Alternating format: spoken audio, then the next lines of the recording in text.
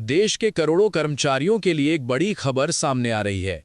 EPFO की आने वाली 239वीं सीबीटी बैठक में पीएफ पर मिलने वाले ब्याज में बदलाव हो सकता है।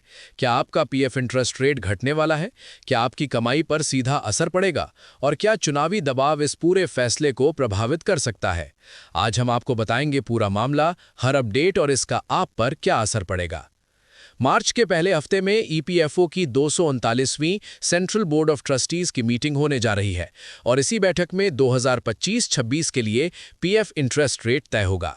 फिलहाल 2024-25 के लिए ब्याज 8.25% है, लेकिन इस बार चर्चा है कि इसे थोड़ा कम करके 8% से 8.20% के बीच रखा जा सकता है। सोर्सेस का कहना है कि विकसित भारत एम्प्लॉयमेंट स्कीम के तहत सब्सक्राइबर्स की संख्या तेजी से बढ़ी है, यानी ईपीएफओ पर फ्यूचर पेमेंट्स का बोझ बढ़ा है। ऐसी स्थिति में फंड पर दबाव ना पड़े, इसलिए ब्याज दर में हल्की कटौती संभव है। लेकिन कहानी यही खत्म नहीं होती। इस पर चुनावी दबाव भी बड़ा असर डाल रहा है, क्योंकि पश्चिम बंगाल, तमिलनाडु, असम, केरल और पुदुचेरी में चुनाव होने वाले हैं और ऐसे में सरकार कोई नकारात्मक मैसेज नहीं देना चाहती। इसलिए ये भी पूरी संभावना है कि ईपीएफओ लगातार तीसरे साल ब्याज दर को बिना बदले 8.25% पर ही बनाए रखे।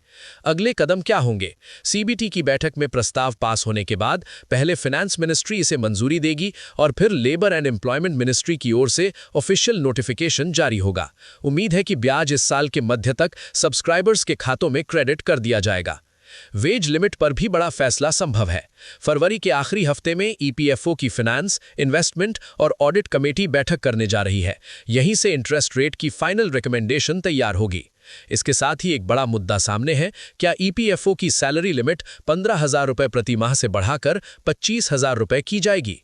सुप्रीम कोर्ट ने जनवरी में ईपीएफओ को स्पष्ट निर्देश दिया था कि 4 महीने के भीतर वेज लिमिट बढ़ाने पर फैसला करें। कारण साफ है, 2014 से 15,000 की लिमिट बिना बदले है, जबकि महंगाई और सैलरी दोनों बढ़ चुकी हैं। बहुत से कर्मचारी अब अनिवार्य पीएफ कवरेज के दायरे से बाहर हो गए हैं। इसलिए इस बार बोर्ड की नज़रें ब्याज दरों के साथ साथ सैलरी लिमिट बढ़ाने जैसे बड़े फैसले पर भी होंगी। पीएफ देश के करोड़ों कर्मचारियों की लंबी अवधि की बचत है। ऐसे में ब्याज दर का सिर्फ 0.10% भी बदलना भविष्य में मिलने वाली राशि पर बड़ा असर डाल सकता है। अब निगाहें मार्च की उस महत्वपूर्ण बैठक पर हैं, जहां यह तय होगा कि आपका पीएफ ब्याज बढ़ेगा, घटेगा या फिर ज्यों का त्यों रहेगा। जैसे ही कोई बड़ा अपडेट आता है, हम आपको सबसे पहले वहीं पहुंचाएंगे। फिलहाल के लिए इतना ही। जुड़े रहिए, सूचित रहिए।